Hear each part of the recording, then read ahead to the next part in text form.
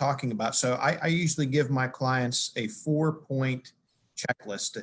The first one is to do an assessment of your building. Are you actually getting the ventilation air into the space that you need? So, back to Glenn again, the solution to pollution is dilution. We need to bring in outside air in a sufficient amount to dilute the air so that the virus concentration doesn't build up within the building. Number two, again, right up Glenn's alley, are your systems functioning correctly? Are they heating and cooling and ventilating and moving the air around as they were originally intended and designed?